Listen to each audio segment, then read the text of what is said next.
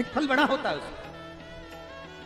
कभी अगर मौका लगे ना आप लोगों के जीवन में और आपका, हम तो नवयुवक बेटा बेटी से कहेंगे तुम कंपटीशन एग्जाम में बैठने जा रहे हो, परीक्षा देने जा रहे हो, तुम कोई इंटरव्यू देने जा रहे हो, कोई सरकारी नौकरी की तैयारी करने जा रहे हो, एक बात अपने भीतर उतार कर रखो। कभी कभी जिंदगी में अगर तुमको अच्छा लगे तो प्रयास कर देखो, पूरी मेहनत करो, अच्छी पढ़ाई करो, अच्छी मेहनत करो, दिल से पढ़ो, दिल से मेहनत करो, रात दिन एक कर दो।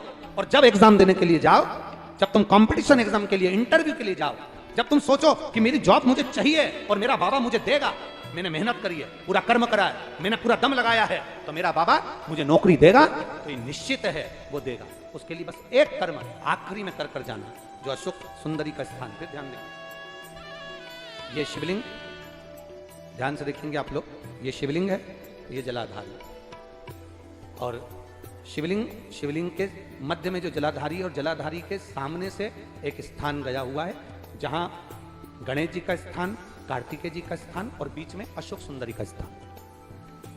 जो ये जलाधारी है, इस जलाधारी पर लाल चंदन की 7 बिंदी, कितनी बिंदी लगाना है आपको? 7। लाल चंदन की जलाधारी पर 7 बिंदी। अशोक सुंदरी का जो स्थान है वहां पर केवल पीले चंदन की 5 बिंदी, कितनी लगाना है? 5 बिंदी।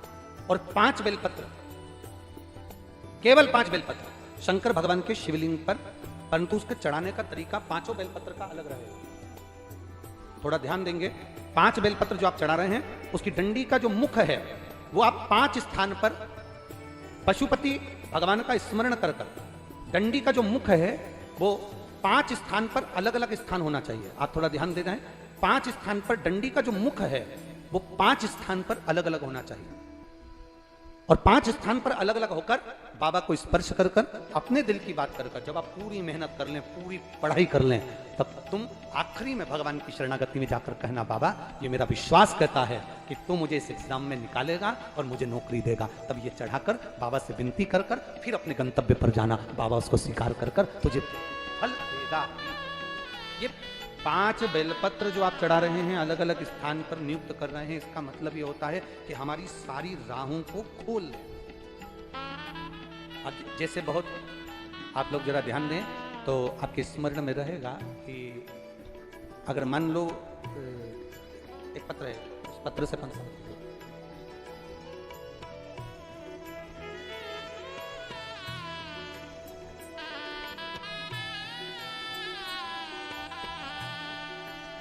शंभु सर्वपरि माधु घड़ी घड़ी दुख पाटो दया करी दर्शन आपो। अंजू रावत मथुरा नवनीत नगर की रहने वाली है। कहीं बैठी हैं? कहीं बैठी हो तो हाथ हिला सकती हैं। अंजू रावत, मैं मथुरा नवनीत नगर की रहने वाली हूँ। कहीं बैठी हो तो हाथ हिला सकती हैं। अंजू रावत। गुरुदेव,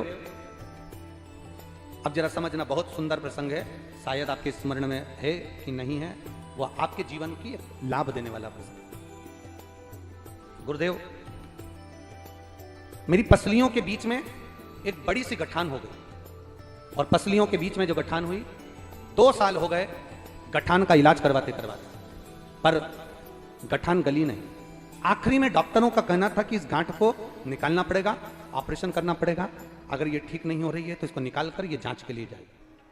अब गुरुदेव करूं तो करूं क्या? तब आपने कहा था कि बेलपत्र के जो पीछे का भाग होता है, बहुत ध्यान देंगे, मेरी माताएं बड़े ध्यान से कथा का स्मरण करेंगे। बेलपत्री के जो पीछे का भाग होता है, डंडी का बिल्कुल पीछे का जो भाग है, पीछे का, आपने कहा था बेलपत्र के जो पीछे का भाग होता है, अगर वो अशोक सुंदरी का नाम लेकर हाटकेश्वर महादेव, कौन सा महादेव? हाटकेश्वर महादेव का नाम लेकर अशोक सुंदरी को छुआकर चबाया जाए तो गांठ कैसी भी होती है वो गलती है। अब मैंने आपके वचन पर भरोसा करा, शिव मंदिर जाती, बेलपत्री उठाती, उसके पीछे का भाग तोड़कर बाबा को चढ़ाकर अशोक सुंदरी हाटकेश्वर महादेव का नाम लेकर खाती। गुरुदेव, मैं क्या वर्णन करूं, मैं बाबा को यहाँ धन्यवाद देने के लिए आई हूँ। बाबा ने मेरी जो गांठ 2 साल से थी वो मात्र 20 दिन में गला दी है। मेरे बाबा का भी क्या गुणगान, ये शिव तत्व है। ओ घड़ी है शंभु। मेरा नाम अंजू रावत है, मैं मथुरा नवनीत नगर की रहने वाली हूं। शिव तत्व की शिव कथा कह रही है।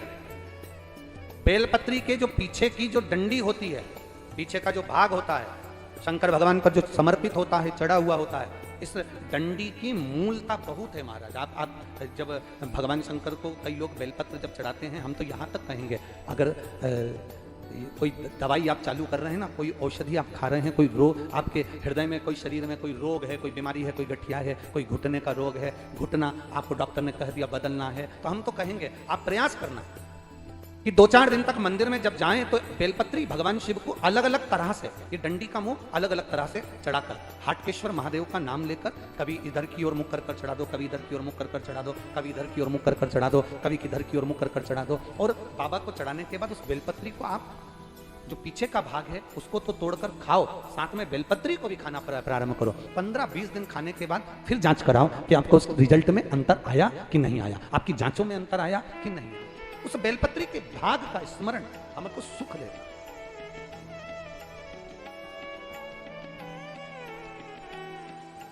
अरे तेरा ही दिया मैंने खाया पिया है, तेरा शुक्रिया है, तेरा शुक्रिया है। भगवान षडानंद कार्तिकेय का प्रागट्य मां कह रही है, जाओ ए षडानंद कार्तिकेय, तारकासुर का वध करो, पर इतना याद रखना कि तारकासुर के हृदय में शिव बसा हुआ, उसके हृदय में बाण नहीं लगना चाहिए।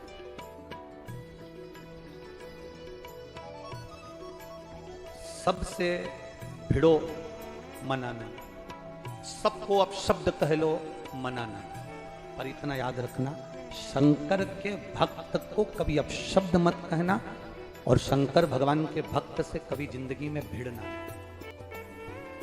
क्यों?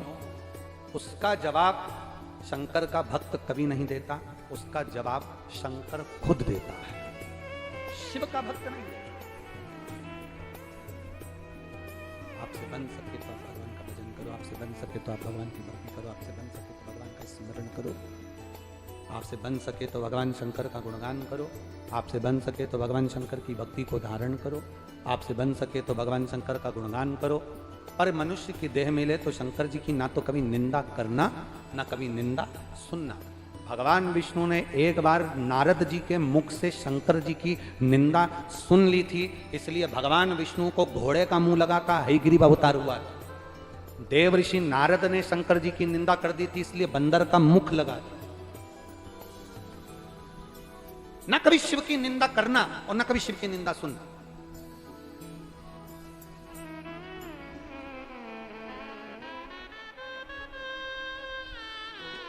एक पत्र है,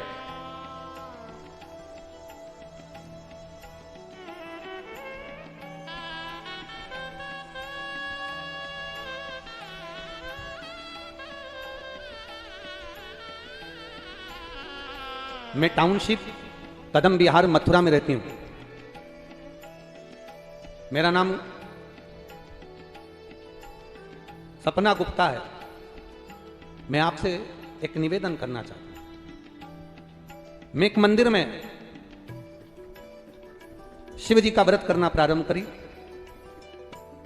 वहां के जो पुजारी जी थे वो मुझे मना करे कि आप यहां पर पूजन मत करो, मंदिर के दिया मत लगाओ, नारियल मत रखो। फिर भी मैंने 4 व्रत वहां पर कर लिए थे, जब तक वहां पर कोई पंडित जी नहीं थे, कोई पुजारी नहीं थे।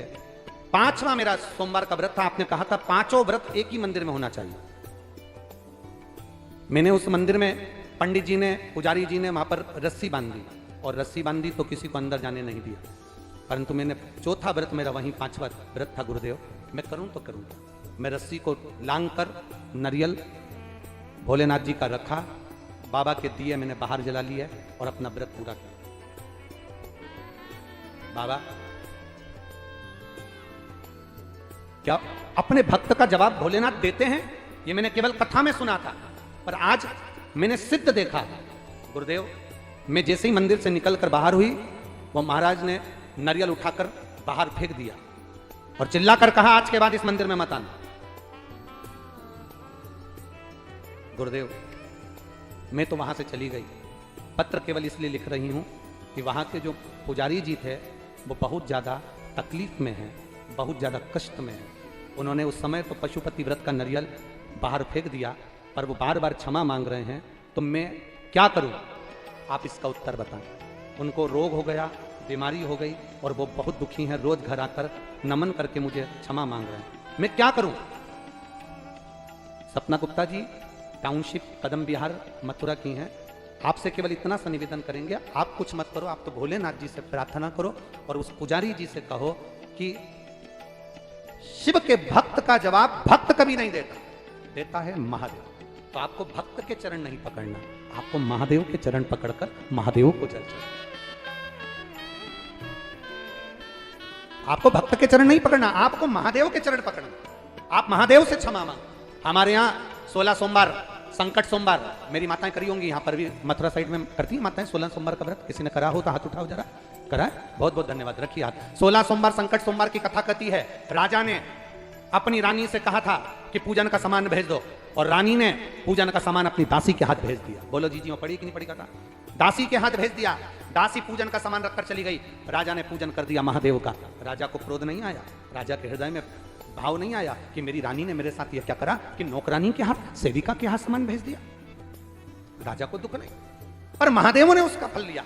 आखिरी में रानी को स्वप्न में आकर कह दिया कि इसको धक्के मार कर निकाल दे। रानी धक्के खाती खाती जहां जाती थी, एक बुढ़िया की टोकरी सिर पर रख ली, उसका कपास पूरा बेकार हो गया। किसी के यहाँ गई, कुम्हार के यहाँ, उसके मटके चटकने लगे। जिस पानी में सरोवर में हाथ डालती थी उसमें कीड़े पड़ जाते थे। आखिरी में रानी किससे कहे, दर दर भटकती रही। 16 सोमवार की कथा कथी है, संकट सोमवार की कथा कथी है। रानी भटकते भटकते किसी गुरुवर के पास में जाकर कहती है, मैंने शंकर का अपमान कर दिया, मेरे को कौन माफ करेगा? गुरु कहते हैं कि तुम्हें माफ केवल शिव ही कर सकते हैं। तुम शंकर का 16 सोमवार का व्रत करो और शंकर से आराधना करो। बुद्ध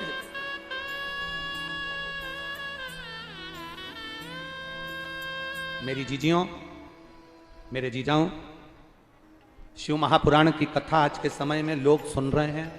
शिव के मंदिर जाते हैं, पशुपति व्रत करते हैं, 16 सोमवार करते हैं, प्रदोष करते हैं, शंकर को जल चढ़ाते हैं। कई जगह पर लोग शंकर जी के नाम से ये चिढ़ने लगे कि ये सियोर वाले महाराज ने ये कर दिया, वो कर दिया, सियोर वाला महाराज ने ये कर दिया, सबको मंदिर जाना चालू कर दिया, ढोंग कर दिया, प्रपंच कर दिया। हमारा तो इतना सा निवेदन है, इसको तुम चाहे ढोंग समझो, चाहे प्रपंच समझो, पर भारत की भूमि का सनातन धर्म का व्यक्ति कम से कम मंदिर जाना चालू कर दिया, इससे बढ़कर कोई सुख